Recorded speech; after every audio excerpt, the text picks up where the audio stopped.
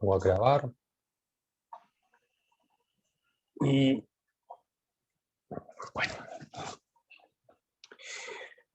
muy buenas noches para todos cervecinéfilos del mundo conocido. Bienvenidos a esta nueva sesión del Cineclub Cine y Pola. Esta semana teníamos documental. Nos fuimos con este documental español, El silencio de otros, de los directores Almudena Carracedo y Robert Bajar. Este documental viene precedido de muchos premios, un gusto por el público en muy alta medida, y quizás es de esos documentales que nos está tocando fibra, no solo, digamos, por el contexto particular, es decir, que no porque no seamos de España, no tiene esa conexión. Va a tratar de hacer una hilación más adelante de lo que logra despertar este documental, pero que en definitiva obviamente es desde ese contexto español, mucha controversia, muchos enfrentamientos alrededor de lo que allí se trabaja, y que incluso más lo que se sucede por fuera de la película que dentro de la misma. Estos dos directores me sorprendió mucho porque es una carrera muy corta. Almudena tiene básicamente una ópera prima, una película que se llama Made in LA en 2007. Este es un documental de 3 españolas migrantes a Los Ángeles y que se están abriendo camino. Y es un documental más o menos de un seguimiento de 2, 3 años, poco más. Y el otro, el codirector, Robert Bajar, era el productor de documental de Almudena. Luego ella tiene un trabajo en televisión y ya su segunda película. En más. Entonces me cuestiono, sorprende un poco como filmografía, mucha experticia, mucho manejo como el documental. Robert Bajar él conoce a Almudena y a partir de esa relación, no sé si sentimental, hasta allá no me llega el chisme, pero migra a España y allá ha logrado expandir un poco más su carrera, pero igual también es muy corta, sobre todo como productor de documentales, muy enfocado en el documental. Entonces tenemos como unas miradas muy frescas, muy diferentes, pero muy corta filmografía particular, porque viendo el documental pareciera que tuvieran esa experiencia mucho más amplia. Claro, además tienen un par de productores brutales, o sea, el listado es largo de productores alrededor de la película, pero como productores ejecutivos está El Deseo, y El Deseo es de los hermanos Almodóvar, a la cabeza Pedro Almodóvar. Entonces es como quien avala, le da ese sello de calidad de entrada cuando uno ve ese primer crédito. Wow, Pedro Almodóvar aquí, entonces esto tiene que ser bueno, sí, es como ese imaginario que se crea. Y pues nada, empezamos como a jugar con esas ideas. Decía entonces que es una película que viene precedida de muchos premios y en realidad son más de 30 premios a lo largo del mundo. Para destacar, se gana 2 premios en Berlín en 2018, el Festival de Berlín, que son, digamos, muestras alternas. El premio de la audiencia de Panorama, que es una muestra alterna, pero ya sabemos, cuando es premio de audiencia es el público el que está aclamando el título, y ganador de un premio que se llama Premio a la Paz. ¿Sí? Esos homenajes como el TEDI, que es LGBT, Berlín tiene un montón de salas alternas. Detrás de ese, pues estuve en Estados Unidos en varios, en Europa, varios festivales europeos. Se destaca sobre todo el European Film Awards. Se destaca el Goya, que gana como mejor documental. Recordemos que los Goya son como los Oscar para España, ¿sí? Son los premios de la Academia Española. Es un reconocimiento bastante importante. Bueno, se gana ahí mejor documental. El Hot Dogs de Canadá, que es un festival especializado en documentales. En Tesalónica también, que Tesalónica es especializado en documental. Ahí se gana el premio de la audiencia, clave en Tesalónica. Con ese premio la tiene para ganar, y así muchos otros tantos premios. Entonces, pues nada, una película que de entrada me está causando mucho impacto, mucha curiosidad, y qué es lo que hay que destacar. Entonces voy a tratar de hablar de algunos aspectos desde lo técnico y obviamente metiéndonos a esa parte un poco más compleja, que es ese contenido, ese trasfondo de la temática que está trabajando. Inicialmente hablemos de la fotografía. Es una cámara, bueno, el gran contexto para esto es que es un documental que recorre más de 6 años acompañando a estos personajes. Les había dicho en algún momento, a mí los documentales que se desarrollan en el tiempo me parecen muy potentes, a mí eso me gusta mucho, eso denota un compromiso muy fuerte por parte del realizador, del director, es esa evolución de la misma temática y que incluso no está acabada. Fácilmente, esta especialmente va a seguir viva mucho más tiempo, pero había que darle un corte.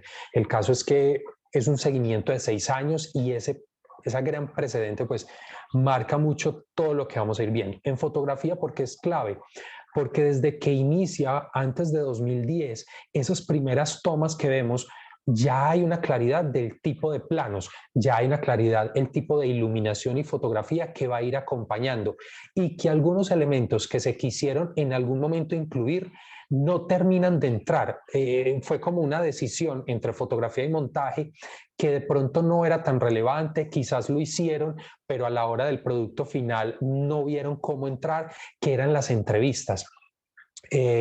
Prevalecen las entrevistas en las casas, en los lugares de donde viven o donde se reunían.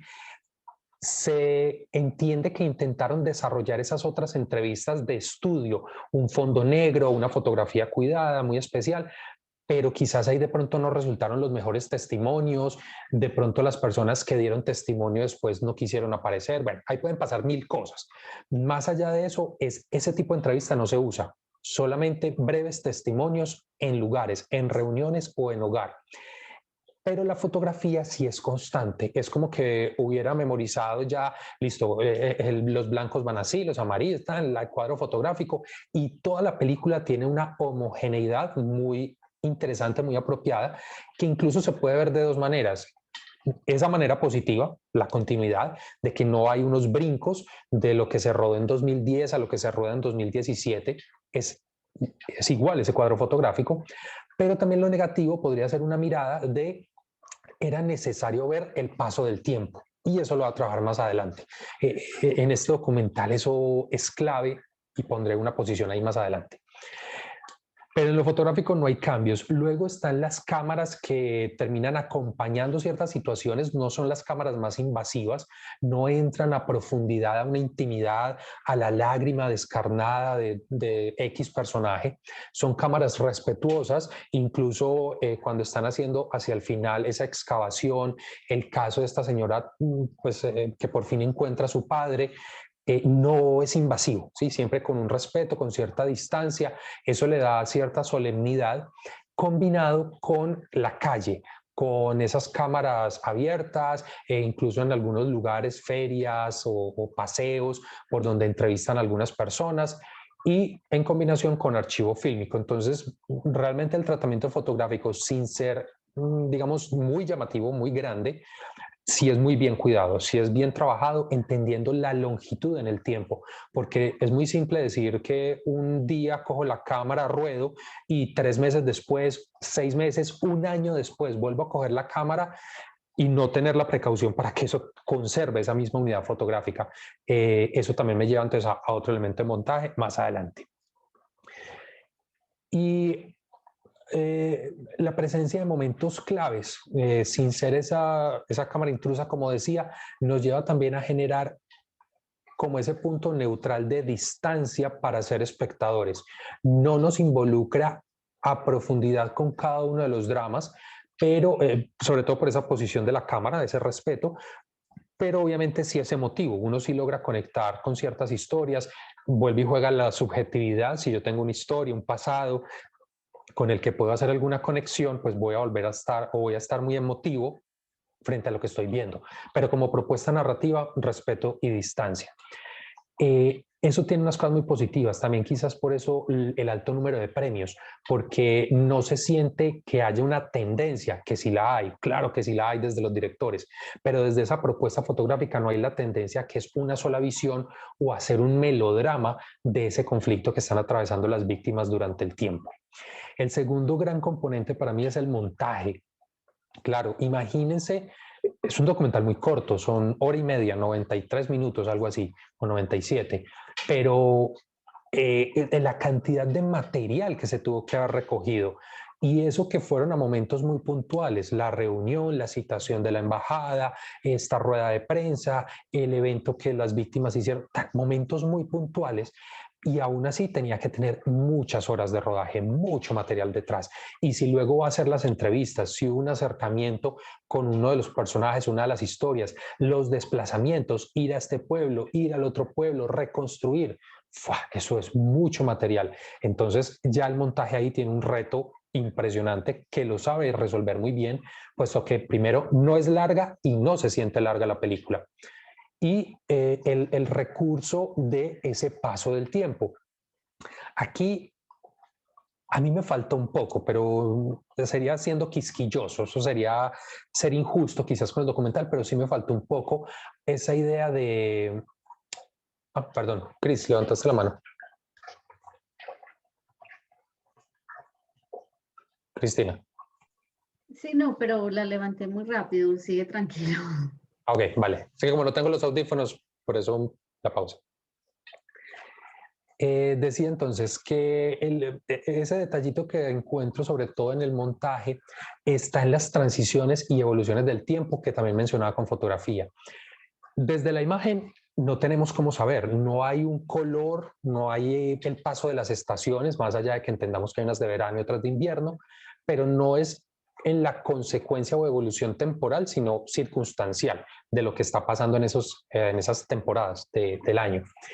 Y en montaje, pues el recurso más sencillo que es el letrero, 2010, 2012, primer encuentro, segunda querella, tanto la evolución de la sumatoria de los querellantes, en fin, ese es el recurso que es básico, pero no sé, por eso digo, es de ser quisquilloso, que se pudo haber buscado en fotografía, se pudo haber buscado otras maneras de evolucionar ese paso del tiempo.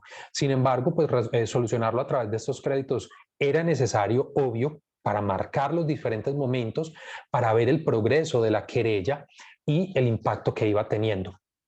Y el equilibrio, cómo va generando esa idea entre las historias pequeñas, puntuales, comenzar con esa abuela y luego equilibrar con el cosmos, la historia macro de la historia española durante el último siglo. Entonces va equilibrando como una historia del país, una historia general, con esos pequeños y nos vamos acercando y nos va metiendo cada vez más en el dolor. No entra, por eso también hay mucho respeto, no entra desde antes de la mitad de la película, no hay testimonios desgarradores, no hay descripciones de lo que sucedía a las víctimas, tortura ni nada, unas leves descripciones de algunos desaparecidos o de algunos fusilamientos, y ya en la segunda mitad sí entra a hacer una descripción mucho más fuerte de esos personajes que ha venido construyendo, sobre todo pues el de Chato, que quizás es uno de los más fuertes, junto a, no recuerdo el nombre de la señora, que también pues terminó siendo torturada por este Billy,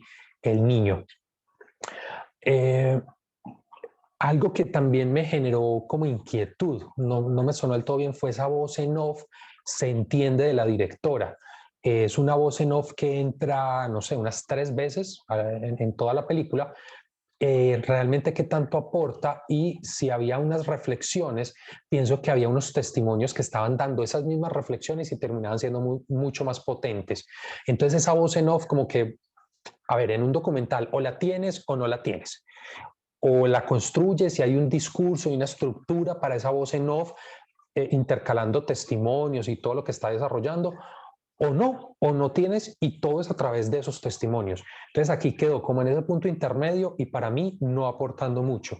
Realmente, por ejemplo, cuando hace ese contraste, que eso es puro montaje, entre los testimonios de la gente, de jóvenes y adultos mayores, cuando les empieza a preguntar qué es el olvido, qué es esa ley de amnistía, y los jóvenes ni idea, y los que son más adultos, pues que olvidemos y para adelante.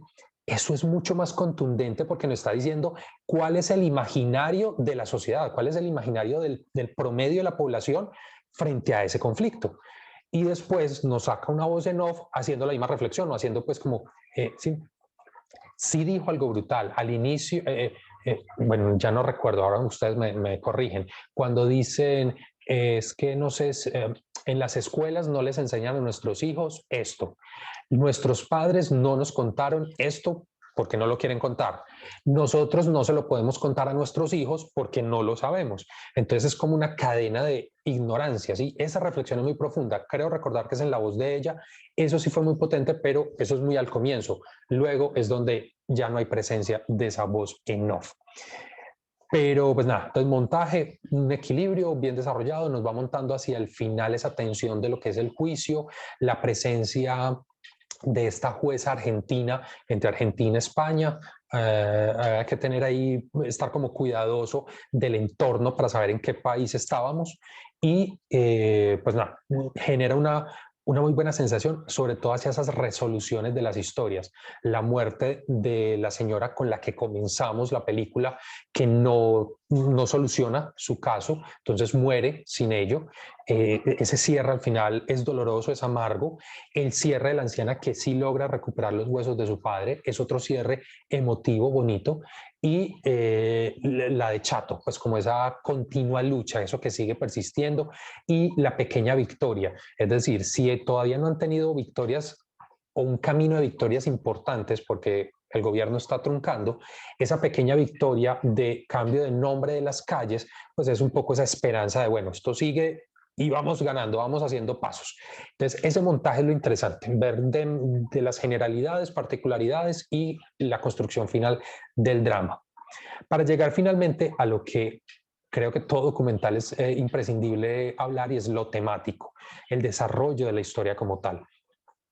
Uh, esa leyenda, esa reflexión inicial que mencionaba ahora, de cómo los niños no aprenden, no le podemos enseñar a nuestros hijos, en fin, ese vacío de información que hay generacional, yo pienso que es el centro, posiblemente lo que motiva a un director a explorar a profundidad y posiblemente alguna relación personal, pero que de cara al espectador es escuchar la voz del director o de los directores en este caso, es escuchar esa reflexión profunda de por qué es tan importante este tipo de material. Y ahí ese centro es, y voy a empezar a hacer esta analogía de una vez, ¿por qué es tan importante para un cine como el colombiano tener este tipo de espejos? Porque cuánta falta hace tener memoria sobre conflictos pasados, porque en la medida en que no existe memoria, no hay posibilidad de perdón y mucho menos de construir un presente futuro para algún lado, porque es que estamos partiendo como si no hubiera un pasado. Si no lo conocemos, condenados a qué? A repetirlo, o sea, ese adagio no es gratuito. Entonces, esa pequeña reflexión inicial, pienso que es marca contundente todo el desarrollo de lo que son las historias. Abrir con esta señora es muy simbólico, me pareció muy potente esta señora poniendo flores al lado de una carretera y describir cómo la fosa, la carretera está encima de la fosa común. Wow, o sea, esa es ya visualmente esa reflexión. Llegó el futuro, puso pavimento, arrasa con esa memoria y aquí no ha pasado nada. Wow, visualmente me pareció muy potente esa construcción, esa señora tratando de pues, reconstruir, de contar pues, su historia y donde nadie le ha parado bolas a lo largo del tiempo.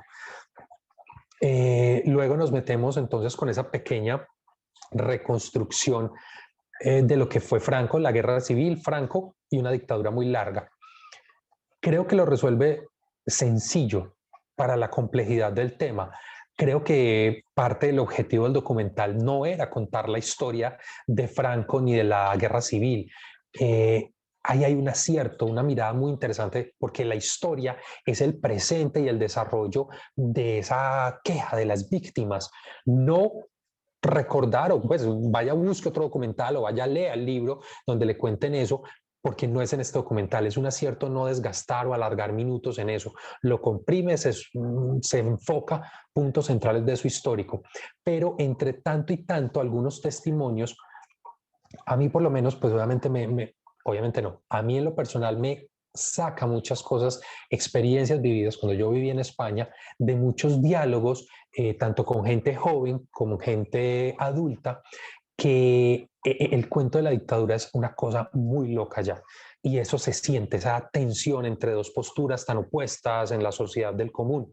Recuerdo mucho yo tenía una novia allá y me volví muy cercano del padrastro de ella, era un señor que había, pues no sé, en ese momento tendría unos 60, no más, unos 65, 70 años, le había tocado vivir gran parte, él decía que era, como decían ahí, la generación que creció en la dictadura.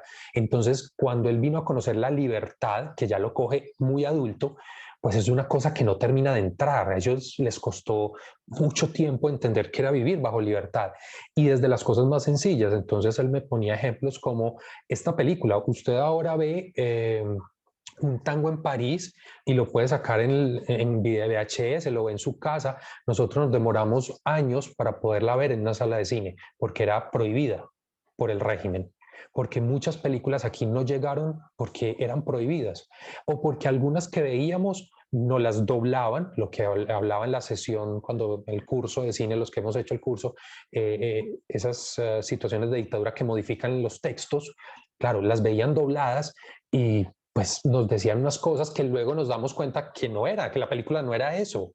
¡Wow! O sea, es crecer con una realidad, pero darte cuenta al cabo de los años que no, el mundo es distinto.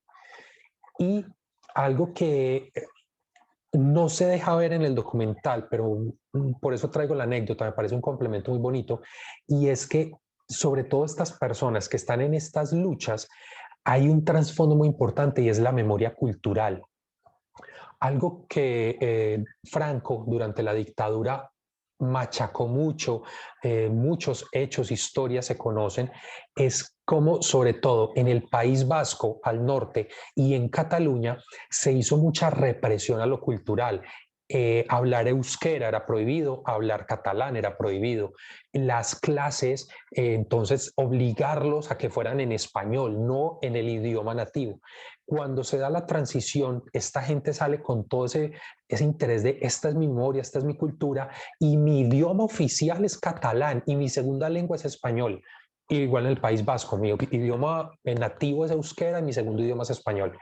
Eso es una pelea legal, eso es un montón de tiempo envuelto en lo que podría verse como minucias, pero es un tiempo muy fuerte de peleas culturales.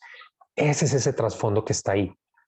Y otro de los elementos muy bonitos que tiene esta película, en esa parte quizás más emotiva, simbólica desde lo visual, esas esculturas, ese homenaje que hay, yo iba a buscar dónde están porque no recuerdo, ahora alguien por favor si lo tiene me recuerda, dónde están ubicadas en España, esas estatuas que son el símbolo del homenaje a las víctimas, la anécdota de les disparan y el autor, quien las crea, dice, ahora están completas. Sí, claro, y eso se traduce, por eso esto en España causa tanto resquemor, porque esto se traduce al día a día de algunas ciudades, por no decir de muchas ciudades.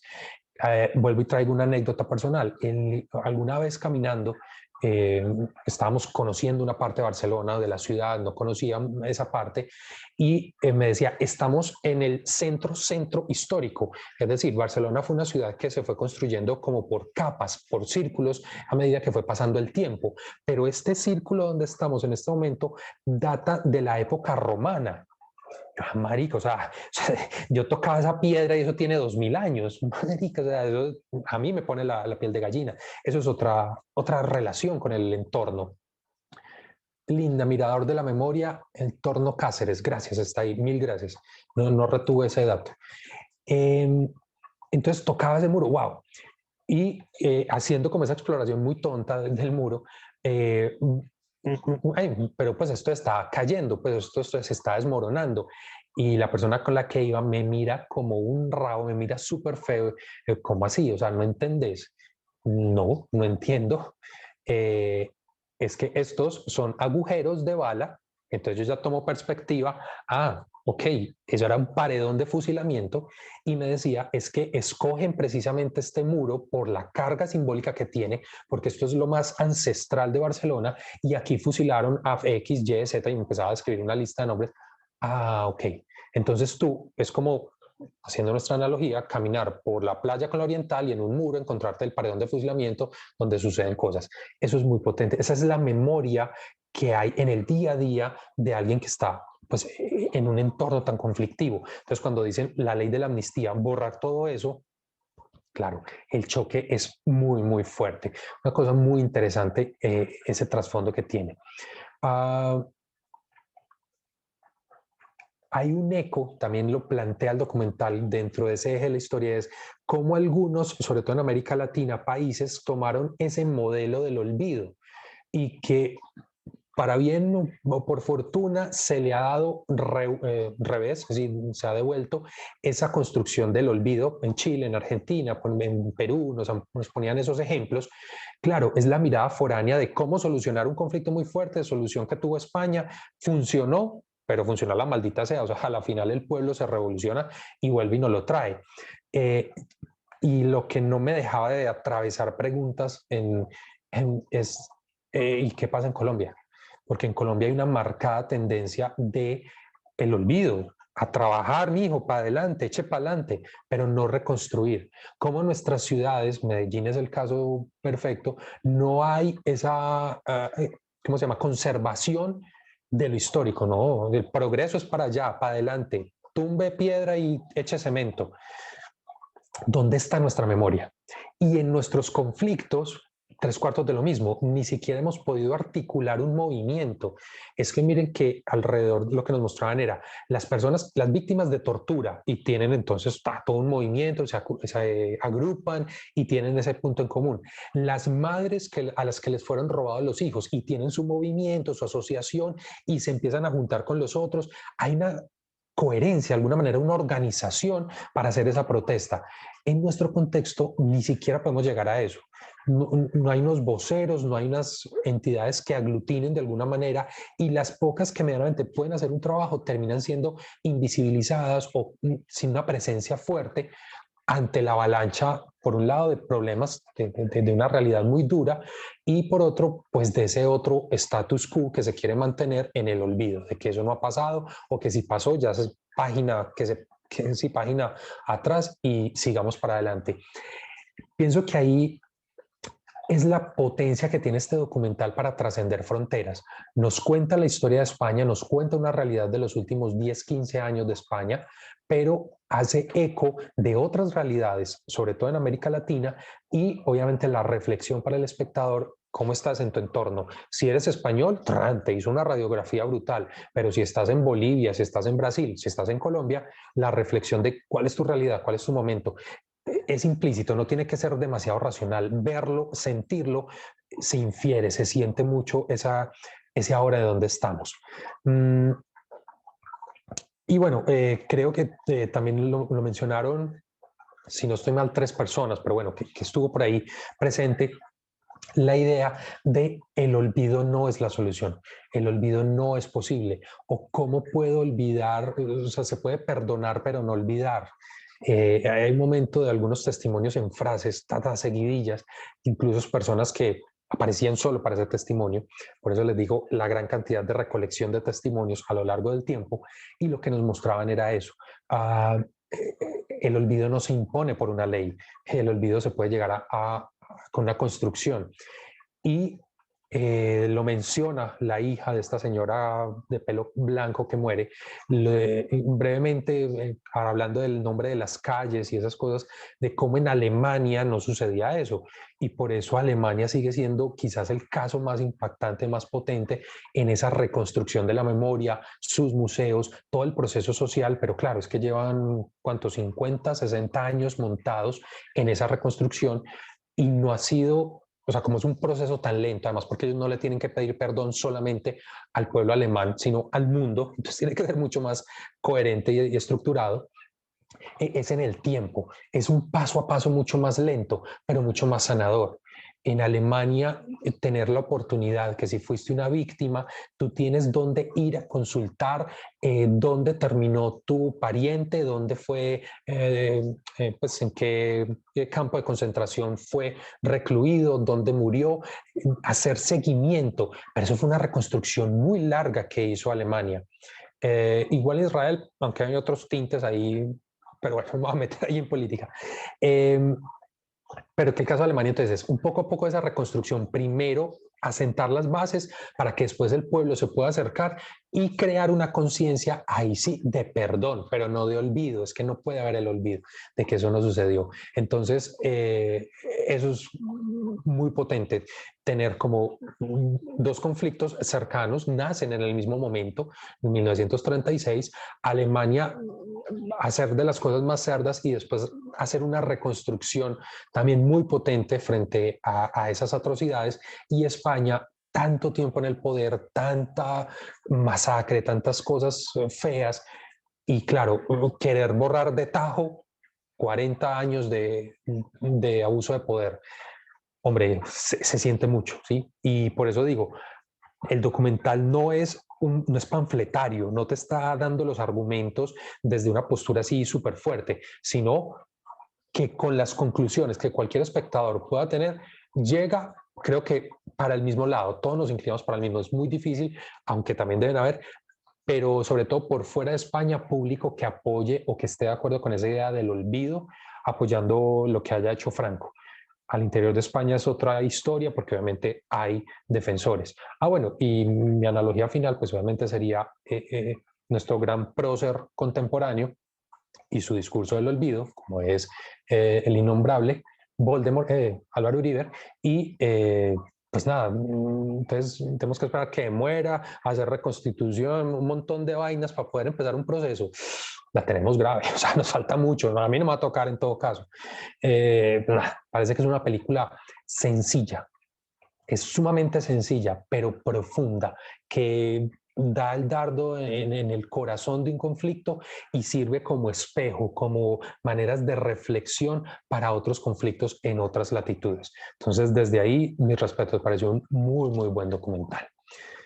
Ok, abro micrófonos para escucharlos y obviamente Cristina desde minuto 1 y 10 dijo, yo me estoy que me hablo. Adelante, Cris. Hola, bueno, no, el documental me pareció muy chévere. Me gustó como la manera en que lo manejaron, los testimonios, la gente era toda producida, me pareció que todo el mundo era arregladito, bonito, como que se los hubieran cuadrado para la foto. Y no sé si era porque era de Netflix, a diferencia de otras películas que nos hemos visto por otras plataformas, pero me pareció que era de muy buena calidad la imagen. Entonces pienso que también los equipos con los que se filmó, pienso que debieron haber sido muy, muy poderosos. Entonces, en cuanto a eso, me pareció que era muy linda la imagen y me fascinó esas tomas que le hicieron a las esculturas porque me parecieron demasiado lindas, tanto que al principio me confundí y pensé que eran personas reales que estaban ahí paradas desnudas. Y ya cuando se acercaron, yo vi pues, que eran esculturas y que además eran muy rústicas, no eran perfectas, pero a la distancia se veían perfectas, o sea, qué trabajo tan bien hecho. Entonces, esa imagen me encantó, también me gustó, pues me impactó lo que dijeron que los habían avaleado, pues cuando habían puesto pues esas figuras, las habían avaleado y el escultor había dicho que habían terminado la obra, pues con esas balas. Entonces me pareció muy potente pues como esa frase. No entendí muy bien el testimonio de la señora que se murió porque ella tenía como la voz disfónica, pues no sé. Entonces como que medio entendí la historia, pues ahí medio adiviné. Entonces, bueno,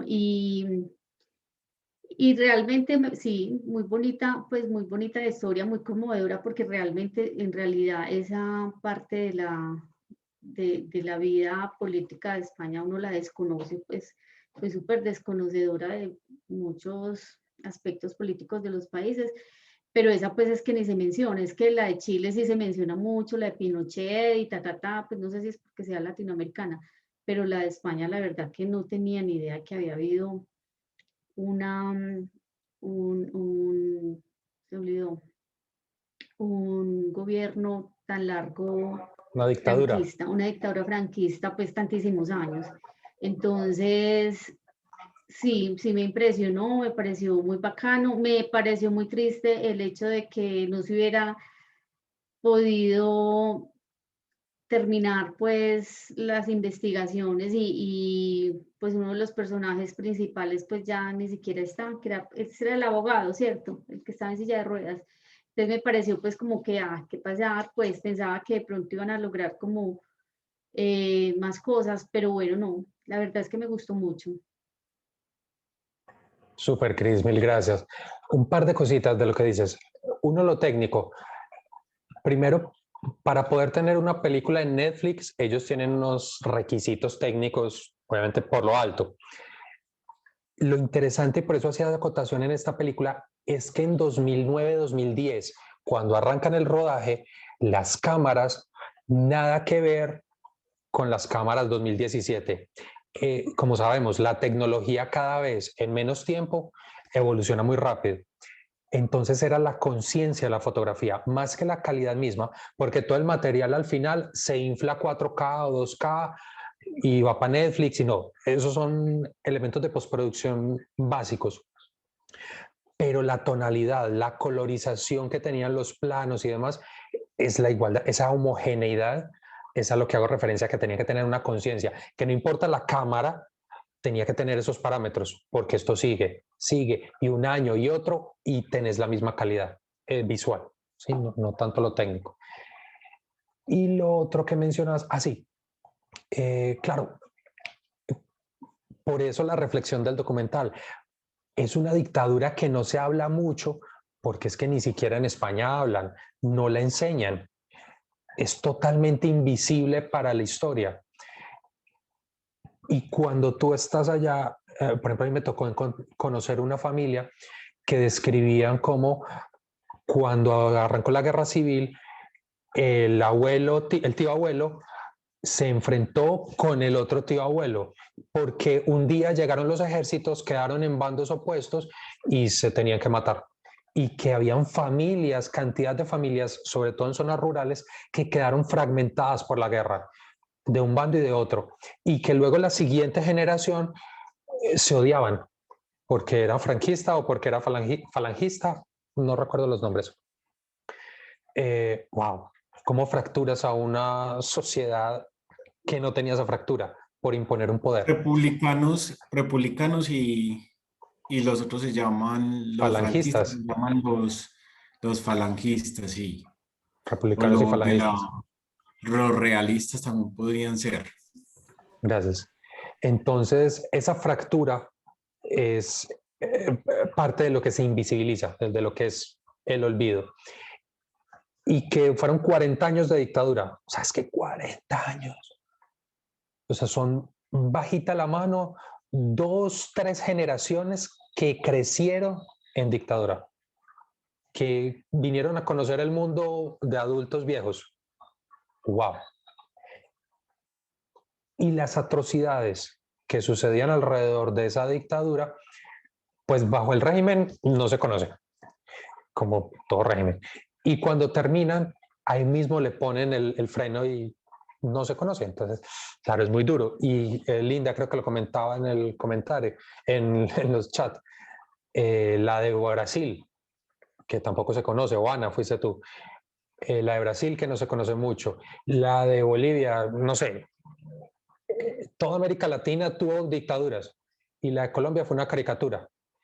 Entonces, uno también empieza a articular porque esa falta de represión tampoco ha generado unos movimientos de mayor estructura para lo que estamos viviendo hoy, o que parte de lo que estamos viendo hoy, este último mes y medio, hace parte de toda una revolución mucho más fuerte.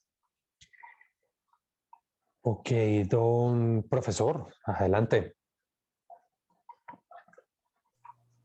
Bueno, normalmente los documentales me tocan bastante porque pues nos están contando algo que realmente pasó, no es como una película de ficción. Este documental me gustó, pero no me tocó tanto como los otros que nos hemos visto, o no me sorprendió tanto, de pronto porque sí conozco, sin ser un experto, algo de lo que pasó en España. O sea, no fue tan sorprendente como otros documentales que nos hemos visto, que sí no tenía absolutamente ni idea de que eso hubiera ocurrido alguna vez. Pero puntos que me llamaron la atención, definitivamente el tema de las estatuas es un tema que lo marca uno, y es el tema de los balazos, y el comentario del artista fue fantástico. Otro tema que me tocó fue ver esas imágenes de los policías persiguiendo a la gente. Por un instante me sentí viendo un noticiero de estos días, o sea, entonces me sorprendió ver cómo el tiempo pasa y las cosas se repiten y se repiten y se repiten. Y digamos, por último, así que me llamó la atención el tema ese del olvido de esas 3 generaciones, y que se decidió olvidarlo. Y me acordé del libro de ese de 1984, del Gran Hermano, donde cuando se quería que algo o alguien desapareciera, pues desaparecía la persona y desaparecía fotos, datos o cualquier escrito que hubiera esa persona, y es como si no hubiera existido nunca. Digamos, en el libro sé que eso es ficción, pero me llamó la atención ver que eso ha pasado en algunas sociedades como esta española. Fue sorprendente esa parte. Eso que quería comentar. Gracias, Carlos. Sí, no, como tú mencionas, esa parte del olvido es brutal, y yo no sé si es que no, o sea, lo que vemos en los noticieros, como esa analogía que hacías, quizás es que lo estamos viendo en la ciudad más presente, pero ¿cuántos años ha pasado en lo rural bajo la sombra? Lo que no ha salido, lo que desconocemos. Y que cuando uno hace esa reconstrucción, esa analogía con esa reconstrucción histórica de España, es que es un montón de atrocidades que apenas ahora, incluso muchos años después de la caída de Franco, se sigue luchando porque se cuente, se permite desenterrar. O sea, nosotros no hemos ni medio empezado coqueteando con empezar ese proceso, ¿sí? Bueno, y algo de las sombras, que también lo dijiste, Carlos y Cris. Los contraluces, es un trabajo de fotografía brutal, que es cuando parecen vivos, o parecen personas en unos contraluces, en las siluetas, y luego el acercamiento u otros ángulos, y la textura, la rugosidad, eso poroso, y los balazos. Sí, es muy, muy bello ese homenaje. Don Carlos Celis, adelante.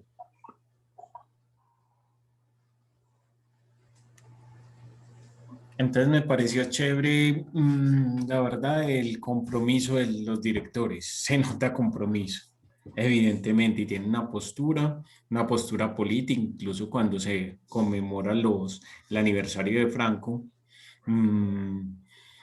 muestran como esa visión, esa otra visión que quiere esconder la verdad o que no quiere que se hable. También me gustó que por un lado hay más de 100.000 fosas comunes, y por otra el supermonumento a la fosa más importante de ellos, que se ve se ve muy bonita a metros, a kilómetros, podría decirse. Muy simbólico esa imagen.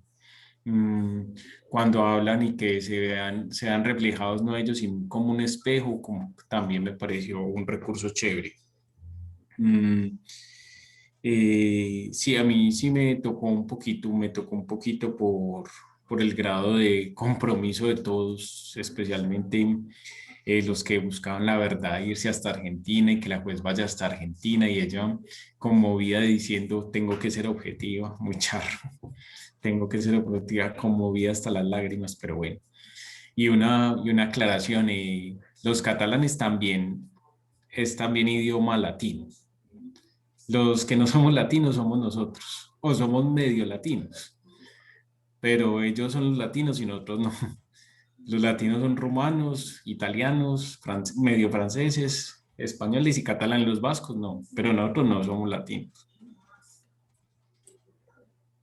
Gracias, Carlos. Sí, los euskera, eso es una lengua antigua. Los vascos son una raza en particular. Sí, todo pero el país vasco. Todos los romanos son latinos. Nosotros no somos latinos, somos yorubas, indígenas y medio latinos, pues no somos latinos. hablamos correcto. una lengua latina. Sí, sí, es así. Y todo País Vasco, que es norte de España, y Francia, que eso es un ancestral, eso tampoco es, eso ni es nórdico, eso es muy, muy antiguo. Carlos, yo Eso te es quería preguntar, sí, una yo te raza. quería preguntar algo que no me quedó claro con el documental y no quería investigar porque te tengo en el cineclub. Querella, la diferencia de una demanda, no sé, primero, como qué es esa idea de la querella y por qué la posibilidad desde España plantearla desde otro país, en este caso Argentina. Es decir, si yo como colombiano quiero presentar una querella en Botsuana, voy allá, oiga, quiero una querella en mi país.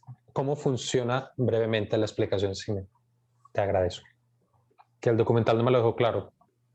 Está muy duro porque yo no soy penalista, pero acá en Colombia una querella es más que todo una querella de policía, que es porque el vecino está haciendo mucha bulla o que me pisó un predio y me lo está invadiendo. Acá se llama denuncia, allá podría llamarse querella. ¿En qué más? Ahí se evidencia como la hipocresía de los españoles. Ah, sí, yo a juzgar a Pinochet y puedo utilizar un juez de acá, pero cuando sea mis crímenes ni por el berraco lo permito. Supuestamente por, se permitió por la doble nacionalidad o por la múltiple nacionalidad de algunos y porque los delitos de lesa humanidad son imprescriptibles, porque afectan tanto la dignidad de las personas que no pueden prescribir dada su gravedad. Pero para los españoles sí, o tienen una visión un Si no, esa doble poquito moral es sesgada. fatal. Sí, Sí, digamos que lo que me generó duda es que no entendí del documental es porque en Argentina, o sea, ¿qué les permitió establecer algo legal desde Argentina? no, no lo mostraron ¿Cierto que cuál no? fue el fundamento que le sirvió para que Argentina les sirviera de base. A Pinochet porque torturó a ciudadanos españoles, por eso se permitió. Pero acá no señalaron por qué. Vale. Ese vacío, por ejemplo, a nivel cinematográfico, desde lo argumental, hombre, es clave, porque es que es un caso único y entonces termina siendo un referente y algo muy importante a tener claro, porque si precisamente estoy diciendo, es una película espejo que puede reflexionar otras latitudes y bla, bla, pues ¿cómo se hace? ¿O por qué se estableció ese vínculo? Parece que ese vacío. Ana, ya te vi, que no te deja levantar la mano, pero entonces vas a Aida y después Ana. Sabaida. Bueno, buenas noches. Bueno, a ver, el documental me impactó mucho la fotografía y lo que significaban las estatuas. Era hablar el silencio a la memoria y el no olvido, porque uno puede perdonar, pero no puede olvidar. Eso sentí que estaba nuestro país ahí representado con todo lo que se vive y saber de que a través de la historia y de los continentes y del mundo en general y del universo, siempre las violaciones a los derechos humanos existirán y seguirán existiendo. Y, y seguirán ahí si no es por la gente que alza la voz. Y me parece tan valiente aquellos que salen a una calle, aquellos que se exponen por muchos que estamos desde la casa sentados nada más que observando y dando una opinión desde lo teórico, sin ir allá, justos o no justos, sobre lo que hagan, me parecen unos valientes, de verdad. En toda la historia España ha sido un país de la Inquisición, ha sido un país del prohibir, desde la moral, doble moral, y, y pues esta historia de no la memoria en estas 3 décadas que pasan, porque pueden ser 3 décadas en los 40 años de la gente que no sabe, pero esos señores, esos que fueron señores, donde sentían que tenían un logro por ser escuchados y por encontrar la que encontró el resto, el que encontró que el eco de la voz se le escuchó, así fue a través de un continente al otro lado del mundo latino y no español. sobre todos los vetos que siguen habiendo en todos estos guetos de las personas que quieren levantar la voz por una mejor justicia social. Y aquí en Colombia lo vivimos en este momento. Yo veía esa agresión del que cogían, el que apaleaban, el que le daban ¿Se la me fue solo a patada. mí o sabe, o se les fue a los otros? No, yo oigo. ¿Aló? Yo oigo. ¿Sí me escuchan? Sí, ¿Aló? sabe, es que Cristina activó el mic, pero adelante, sabe. En todo caso, me parece que la simbología de estatuas es más que suficiente cada reunión para mirar el silencio de la voz levantada, la voz al inconformismo social y a la inequidad. Eso me pareció muy potente en este documental. Quería llamar la atención sobre lo que es pasar los años y de una señora en la calle, las flores que terminan en esa autopista, Andrés, lo que decías, y a Cristina, la señora de pronto que quería, que mostraba en la historia, la señora mostraba que a la hija la mataron y la desaparecieron y estaba en esa fosa común y se La mamá. construye la calle y ella, era la mamá, perdón, Mamá. y ella seguía llevando flores, la memoria, las flores, la señora muere y esas voces envejecidas de todos, donde vivieron la vida, pues que un poco, un instante de su vida. Entonces no olvidemos que acá en Colombia y en Europa, porque también en Alemania, los alemanes también tienen su historia de la violación a los derechos. Entonces es como, a mí ese documental, Andrés, me tocó mucho, estamos viviendo ahora, y que aquí sí existe memoria. Lo que pasa es que silencian los que quieren levantar esa memoria, igual que allá. Entonces me pareció pues repetir que esto seguirá hoy, en el futuro, y se vio en el pasado, y seguiremos igual, porque no va a cambiar. Eso me pareció muy, muy bacano del documental. Y ya hablando pues como de la parte en el cine, me pareció muy bien llevado, me pareció muy bien el hilo conductor de cosas que no fueron redundantes, ni fueron repisadas, ni repetidas, la secuencia como lo llevan a uno a través del tiempo, me parece muy bacano, y saber de que es una historia real y que continúa, porque hoy todavía está ahí. Súper, sabes, de mil gracias. Sí, muy acertado lo que planteas. Y algo que mencionaste, y reitero, veíamos solicitudes mínimas y al final son victorias mínimas.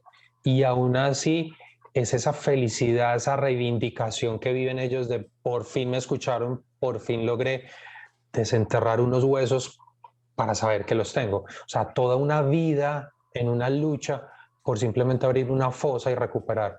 O lo que decía señora, pues esta carretera encima de la fosa. Cosas muy tesas. Y bueno, la de Chato me parecía brutal. O sea, la felicidad es que le cambiaron el nombre a la calle. O sea, claro, es el peso, es el dolor de lo que hay involucrado. Ana. Hola, bueno, ya pues han dicho muchas cosas y sabe, pues me robó las ideas que yo tenía, sabe, no seas ladrona. Porque bueno, sí, ya pues fotografía me encantó como el no paso del tiempo, o sea, hubiera podido ser algo como que se desarrolló, no sé, en un mes o en 3 meses, cómo desarrollaron esos 6 meses y eso me parece espectacular, o sea, tenaz, de verdad, como que no se veía el paso del tiempo y una cosa pues como tras otra, pero sin embargo admiro pues como las personas que luchan por una causa hasta el final, pues incluso pues la muerte, miren, del abogado, ¿cierto? Una cosa tan tesa y el tema pues como de los valores, este tema del olvido que me encantó como lo representó el señor diciendo, pues nos están acusando de que queremos venganza cuando realmente lo que queremos es justicia. O sea, como línea delgada, que no es línea delgada, pero como haciendo los que ellos son los malos del paseo, pues cuando obviamente, pues incluso pues hasta el final con el señor Canoso, cuando cuenta su testimonio tan desgarrador, pues tan teso, que sufrió a los 22 años, y cómo se transformó toda su lucha en, pues como en esa escena que él describe, en rabia, como la rabia, digamos, lo pudo mantener en ese momento. De verdad que me pareció eso muy teso y empato pues como con lo que decía Sabe, porque para mí fue muy, pues o sea, yo pues soy, con el perdón de aquí de los grandes lectores y como Carlos y los dos doctores Carlos, soy muy malita para leer, soy muy malita para la historia, me la traumatizaron en el colegio, entonces no conocía más allá pues de que eso había pasado, no tenía idea, nunca me ha interesado como esos temas realmente, entonces sí me impactó y lo que tú decías, Andrés, al principio, que no derramé pues ni una lágrima ni charco de ojo, pero sí se me hizo un hueco en el estómago de lado a lado. Sobre todo, ¿por qué? Porque yo decía, fue pucha, pues a lo que decía ahorita, ¿sabe? Pues es que Colombia sigue en esas. A lo que decía el profe Granadillo, me parecía ver las noticias de lo que está pasando. Yo pensaba, pues no he sido víctima, ni he tenido como alrededor, entonces viendo a estas personas en esa lucha, yo decía, ¿y cuántos miles, o yo ya no sé si millones, se podría decir, en Colombia? Y como decía esto ahorita, ¿y entonces qué se hace? Y entonces de esto realmente cuándo se va a hablar, porque al final, por eso digo lo de Sabe, me lo robó, terminamos como unos espectadores viendo, ay, qué tan horrible, sí, 120 muertos en Bojayá, uy, no, sí, terrible, uy, no, qué tan horrible, sí, esa otra masacre en el Cauca, pero, pues, pero ya la noticia, otra noticia más violenta, más maluca, tapa y tapa y tapa, pero no hay como eso que uno ve, o como lo decía Sabe, el que quiere hablar inmediatamente lo silencian. O sea, digamos que ese fue como el hueco que me dejó de decir, esto más allá de ser una historia que empezó en 1930 y algo, que hoy pues mantiene vigente, lo que la gente realmente se lleva hasta la tumba, pues de esa dolencia que seguramente pueden perdonar, no sé, desde lo que puede ser el perdón del alma, pero que también es reclamar justicia. O sea, eso me impactó demasiado. Gracias, Ana, súper. Hay algo frente a estos procesos, de lo poco que puedo elaborar. Cuando son voces, las voces son fáciles de opacar. Y en los procesos históricos, esas voces de queja o de manifestación pasan al olvido. Entonces son otros elementos los que perduran y permiten construir procesos. Uno, las artes. Cuando las artes se involucran, cuando las artes se meten a procesar, eso perdura.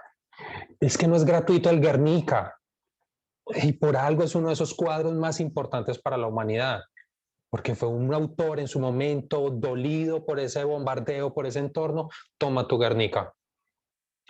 Y así, entonces de la mano está el cine. Cuando yo hablo tanto de cine colombiano y la importancia de verlo, más allá del gusto o no, es entender que son procesos de reconstrucción de memoria. Es la historia del sicario, es la historia del... otra vez y más, porque es que si no, no nos entra y no podemos pasar en balde. Uno, las artes, y dos, los espacios. Cuando les contaba la anécdota del muro, el fusilamiento, no sé qué, y cuando venimos a nuestro contexto y no tenemos espacios que nos recuerden, fallamos. El Museo de la Memoria, por eso es vital en Medellín, porque es quizás el único espacio donde nos están contando historia de momentos duros de la ciudad. Por eso la Comuna 13 y ese camino del Graffiti Tour es una resiliencia, es mostrarnos un antes y una ahora, es un espacio que nos cuenta una historia y nos podemos relacionar. Y ahí se pueden construir procesos de entender y perdón, no de olvido. ¿Sí me entiendes? Entonces, por eso es como tan indignante dentro de este documental. Es que son tantas voces y no son escuchadas. pero miren lo que nos muestra el documental en un momento. Recorrer los calabozos con las víctimas es escalofriante. O sea, ese señor tiene la sangre de hielo. O sea, ser capaz de volver a reconstruir esos espacios. Y más bello aún, cuando viaja a Argentina y en la casa donde torturaban en la dictadura argentina, mira cómo le están enseñando al colegio. Cuando nuestros hijos van a ir a la DSG a ver cómo nos torturaban. ¡Wow! Los espacios, porque los espacios no se olvidan, están ahí y te van a contar de alguna manera lo que sucedía. Entonces, de ahí un poco son como esas llamadas que tiene este documental en mis reflexiones. Yolanda, buenas noches, ¿cómo estás? Adelante. Ay, sí, buenas noches. Primero, ofrecerles disculpas por llegar hasta ahora, pero estaba en la calle, acabo de llegar. Y me da mucha tristeza porque, perdón, porque tenía muchísimas ganas pues de oírlos a todos, porque pues de manera particular el documental me gustó muchísimo. Creo que ya lo que anotaba también sabe Dana, el tema de la fotografía, qué cosa tan preciosa. O sea, creo que desde lo técnico cumple con muchas cosas que a uno le gustan y valora y le parecen bonitas, pero más allá de eso, por supuesto que está esa historia detrás bueno, de lo que se está contando. Yo también me reconozco una ignorante en relación, bueno, no sé si alguien más lo ha hecho, en relación no al tema del franquismo, sino de la ley de amnistía y de por qué ese silencio sepulcral en la España de hoy, tratando de olvidar, supuestamente con esa ley de amnistía buscando olvidar y echarle tierrita a todos los muertos, pero a los muertos de otros, ¿cierto? Entonces, de eso no se habla, de eso ya perdonamos, ese tema no se toca.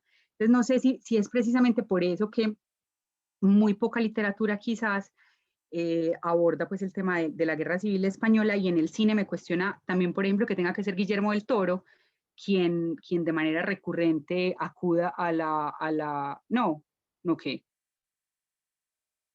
que, dígame, no que. Entonces, yo recuerdo, o sea, El Perdona, Espinazo no. del Diablo, señor.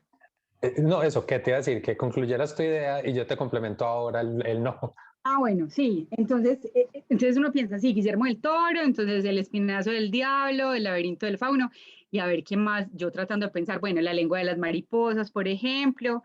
Sí, sí hay películas, pero creo que después de haber vivido lo que vivió España, yo siento pues no sé, como esa falta de motivación, eso tiene que ver pues con un tema más político que cualquier otra cosa, y es esa necesidad de seguir como acallando esas voces que trataron de contar esa historia. Entonces empiezo a entender también muchas cosas viendo eso. Entonces, ¿por qué la movida española en los 80 fue una cosa tan tesa? Claro, es que venían de una represión de 40 años sin poder hacer nada. Por supuesto, se enloquecieron, sexo, drogas y rock and roll en los 80 a lo que marcaba, pero es por eso, es después de venir de tantos años de represión.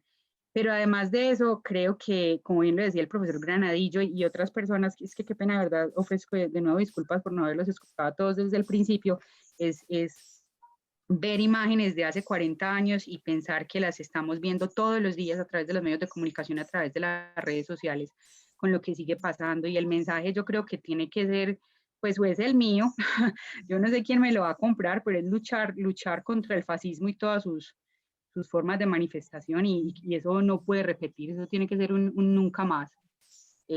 Cualquier apoyo al fascismo y a esos neofascismos de hoy en día, no, eso hay que rechazarlo de manera tajante, contundente, porque nos seguimos exponiendo a seguir repitiendo en todos los estados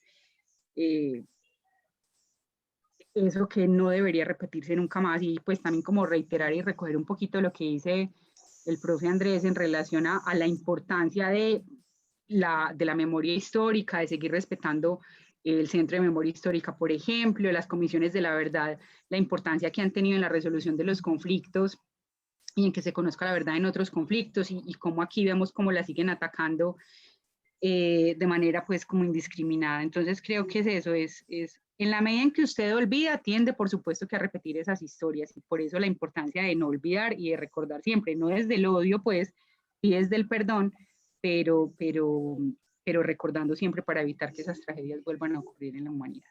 Ya, qué pena, me extendí. Totalmente de acuerdo, muchas gracias, Yolanda. El por qué no, por qué te decía que no en ese momento.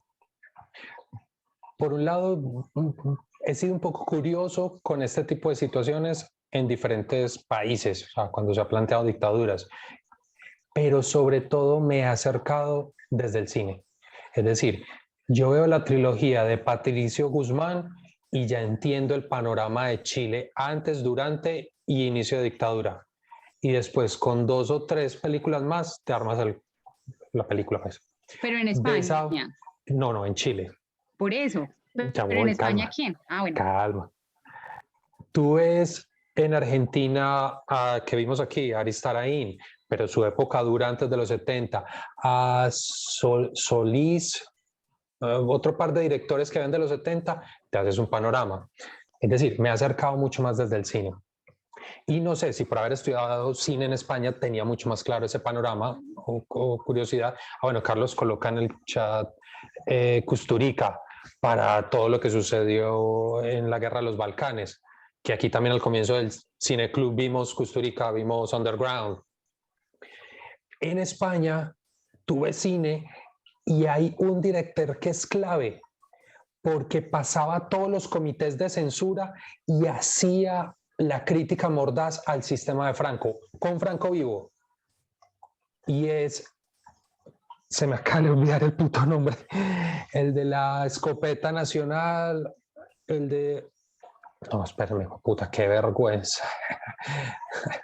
¿Cómo se llama este director? Bueno, y otra cosa, pues yo tampoco soy penalista y sé muy poquito pues de derecho internacional humanitario y todo lo demás, pero tengo entendido que es como por un asunto de jurisdicción universal, no es que cualquier situación usted la pueda pues denunciar, sino que tiene que ver precisamente con crímenes de lesa humanidad, y creo que es también un tema de términos. Creo que, como lo decía ahorita Carlos, pues la querella aquí es una cosa diferente a lo que es la querella en Argentina son las causas, en Argentina, por ejemplo, quien investiga es el juez, en Colombia no, entonces hay cosas que a uno le quedan como un poquitico más, pues como más complicado de entender, y más a alguien que no tenga...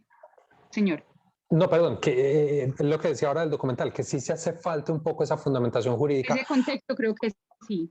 Porque es que yo puedo entender que es de lesa humanidad, sí, no va a perecer.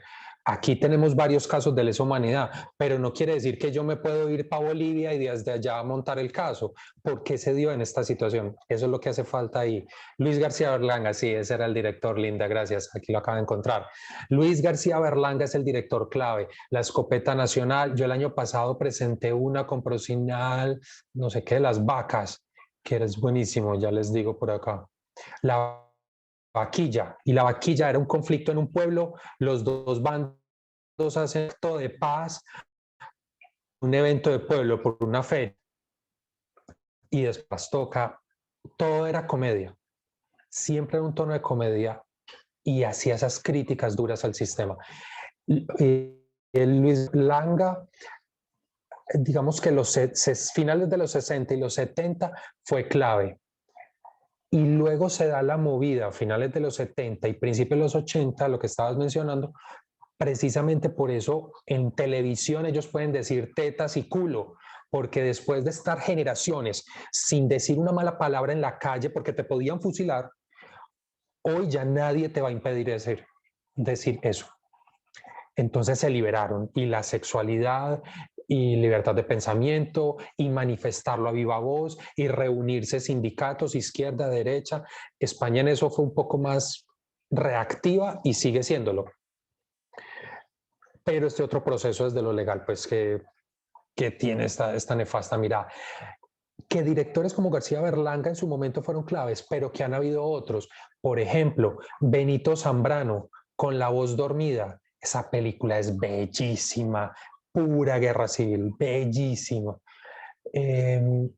Está uno de los girasoles, no sé. Buñuel no se metió tanto, Buñuel se exilió y él después hizo su reflexión, pero sobre todo su crítica iba dirigida hacia la iglesia, porque como la iglesia apoyó a Franco, entonces eso se le volvió a él una doble moral, entonces él criticaba mucho la iglesia y la deidad, pero hizo después una lectura mucho más desde México. Él no se metió tanto con el conflicto español. Y había otro director de los 80 que tiene por ahí dos. no, no es Solanas. Escucha, hoy me falló la memoria. Pero que sí hay películas, sí hay directores que lo han trabajado.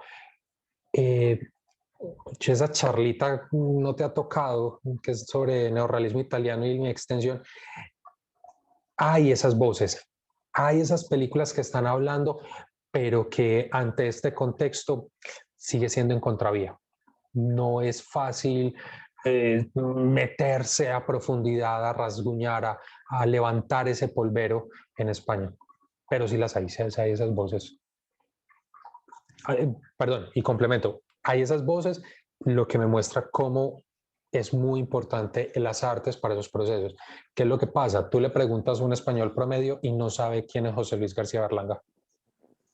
No, Entonces, es que no solo eso, es que cuando le preguntaban a los jóvenes en la calle, como que era la ley de amnistía, no tenían ni idea, o sea, eso, bueno, a mí se me aguó el ojo sí varias veces, pues, o sea, lloré, la verdad, pero es que el tema de ignorar lo que sucedió y de tratar de ocultarlo y de que la gente no, a mí eso me descompuso. Pues yo la verdad esa parte la desconocía totalmente, pues de que estaban empeñados en esconderlo, en ocultarlo, eso no me cabe en la cabeza. sí, es tener esa posición. Zaida, ¿volviste a levantar la mano o se quedó levantada? Sí, sí. Mira, hablando de la memoria, yo vivo acá al frente de donde hicieron el parque de inflexión de Pablo Escobar. Y como saco el perro a ese parque, me llama mucho la atención que vienen demasiados turistas y no sé si ustedes han venido a ver o hacemos una jornada de venir acá al parque y terminamos aquí en una tertulia en mi casa, queda la propuesta abierta y es esa memoria de todo año por año de lo que sucedió en esa época, ¿cierto? Y aquí lo estoy trayendo es por hablar de la memoria. Y uno dice, pues, pucha, toda esta gente que viene de afuera le recuerda la memoria, la memoria, la memoria, y nosotros queremos olvidar la memoria, la memoria, la memoria de todo lo que pasa. Y así se vive en cada situación. Carlos ahora hablaba de la película de La Noche de los Lápices, no sé quién se la vio acá, una película chilena de lo que era la dictadura chilena, la forma como ejecutaban, como torturaban las personas. Esa película es muy fría, es desgarradora. Esa película yo la vi hace muchísimos años. Y es eso de que hoy también, hoy en día, estos desaparecidos que hay de hace un mes, a cuántos han torturado de esa manera, ¿cierto? Entonces yo digo, Dios mío, es como que nos traen a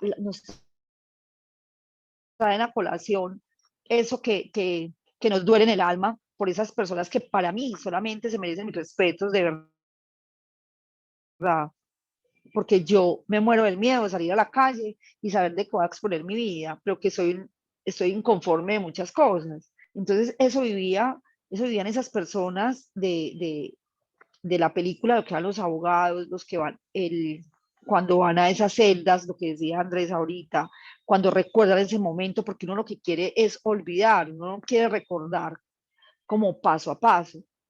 Y esto quiero decirles es que hoy aquí a nosotros nos ponen la memoria en muchas cosas, pero nosotros mismos queremos olvidar, no queremos escuchar la noticia, no queremos saber lo que pasa, no queremos ser inclusivos en los conflictos, porque lo más fácil es decirle, pues aquí no ha pasado nada. Y el cine, lo que hablabas, sí, Andrés, yo agradezco infinitamente al cine porque he visto muchos documentales y películas que recuerdan a nivel universal de lo que es la violación a los derechos humanos. Y si nosotros hacemos una reflexión de la Comisión de Derechos Humanos que vino aquí esta semana, que ya se fue o ya se va porque hoy dijeron que ya habían terminado su visita, yo digo, ¿cómo en 2 días pueden tener una visión de todo lo que está pasando? Que también obviamente hay extremos de gente que es oportunista, pero de verdad que este documental nos revuelve a todo esto y el cine contribuye con los documentales, con las películas, con la historia, nos pone en la memoria pero nosotros queremos en las comunas, todo lo que pasa en nuestras comunas, nosotros la queremos olvidar y la queremos olvidar con razón, o sea, pues con nuestra razón puesta, porque nuestro corazón lo queremos aislar para que no sienta dolor.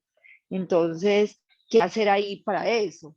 Entonces, espero que a nosotros nos va a tocar en unos 40 años, cuando los jóvenes de hoy, que en las noticias me llamaba mucho la atención, y era el mensaje de que se metieron con la juventud que no tiene nada que perder, porque es que hoy los jóvenes están a la deriva, no saben ni qué hacer, o sea, no tienen un futuro, o sea, no ven qué hacer en un país donde hay tanta represión. Yo no sé si, no quiero que me tilden de guerrillera ni mucho menos, porque no lo soy, no me gustan los guerrillos, entre otras cosas, pero sí, no podemos hacernos los de la oreja corta con todo lo que está pasando. Gracias, Abe. Para ver esa, se me viene a la cabeza con lo que hablas, Abeida, otro ejemplo de la importancia del cine. Yo, por ejemplo, conocí a Violeta Parra por una película llamada Violeta Parra y cuenta un poco la historia de ella. Y luego entendí la música y la importancia de su música. Pero cuando viajé a Chile y tuve la oportunidad de ver una exposición en Santiago de las tejedoras que inspiraron a Violeta Parra para su música, no, marica, o sea, ese arte es a otro nivel. Y esa, bueno, para los que no conozcan, las tejedoras de Chile, cuando empezaron a desaparecer, sobre todo hombres, estas mujeres quedaron como jefes de familia, no tenían sustento, cómo sostener la familia, empezaron a coger los costales de los productos y demás, los deshilachaban y creaban unos tejidos con esas telas. Se los dieron a una comunidad de monjas y las monjas bajo cuerda los vendían en Europa y los vendían muy bien, diciendo que eran madres, casa de familia, del conflicto en Chile, y les traían el dinero a estas madres. Y eso fue un tráfico bajo cuerda mucho tiempo, como se sostenían. Entonces, la hilación de las artes, o sea, la potencia de la memoria, todo lo que hemos hablado, son ejemplos. Yolanda, levantaste la mano. Ay, se me olvidó. Se me olvidó. No, sí, que le está diciendo a Sabeida que somos vecinas. O sea, yo vengo hace 5 minutos de caminar ahí al frente, estaba ahí en el parque justamente, y venía con una persona y le estaba diciendo que a mí el parque no me gustaba. Pues no me gustaba como por lo que representa para mí a nivel político, porque me parece que fue más una estrategia política, pues un caprichito político del gobernante municipal de turno, antes que precisamente ser eso. Y creo que sí podría tener como esa intención, pero Sabeida, bueno, que vive ahí, quizás le tocó ver cuando estaba el Mónaco, o sea, para mí eso era, pasar por ahí era un estrés y un mal genio, ver los extranjeros, pero no haciendo eso, no haciendo memoria, sino precisamente celebrando. Y la ira que a mí me daba y me agarraba con ellos, y un día con una argentina, pero en serio, de verdad me agarré con ellos, sin vergüenza, no estaba pena estar haciendo, y llorado, sí, pero es muy doloroso, yo no tenés ni idea de lo doloroso que es para nosotros. Entonces, creo que eso podría tener muy buena intención, pero usted ahí no ve a nadie de verdad haciendo ese, como en ese parque justamente uno no ve como a nadie haciendo precisamente ese trabajo que se debería hacer de reflexión, y yo veo eso, extranjeros que siguen viniendo a buscar a Pablo Escobar, y a mí eso me da un mal genio que ustedes no se imaginan. La pedagogía que debe haber alrededor. Exacto, no existe, siento que no existe. Entonces, esa plática yo creo que se perdió. Y respecto a lo que dices Sabeida al final, creo que estamos en un nivel, no sé, como de intolerancia, que miren lo que dice Sabeida, que es una cosa tan simple en la que deberíamos estar comprometidos todos los derechos humanos, es precisamente por la defensa de los derechos humanos, y hay que hacer casi que una claridad. No vayan a pensar que yo soy como si pensar en el respeto por los derechos humanos fuese algo negativo, o sea, a ese nivel, qué tristeza hemos llegado a estar.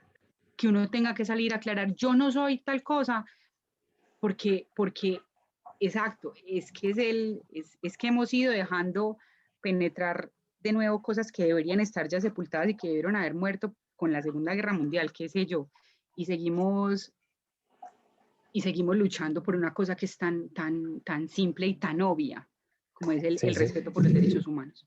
Que se ha perpetuado, o sea, lo han perpetuado esos poderes. Y que otra cosa que decía Sabeida es la manera también como lo que recordamos acomodado, ¿sí? Y hablo específicamente del estreno de la próxima semana, porque va a hablar del conflicto, va a hablar de una cosa muy oscura, pero romantizada y el aspecto bonito, el olvido que seremos. Entonces, claro, no, eso sí lo recordamos, yo me pongo la camiseta del compromiso por lo social, pero porque la romantización de un conflicto, pero lo que hay detrás, lo que construyó ese escenario, lo que era ese Medellín, seguimos sin recordarlo y reconstruirlo, porque cuántas personas que van a ir a ver la película no han ido al Museo de la Memoria a hacer de ese recorrido.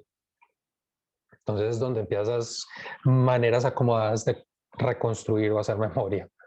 Pero bueno, vayan a verla, debe ser bonita.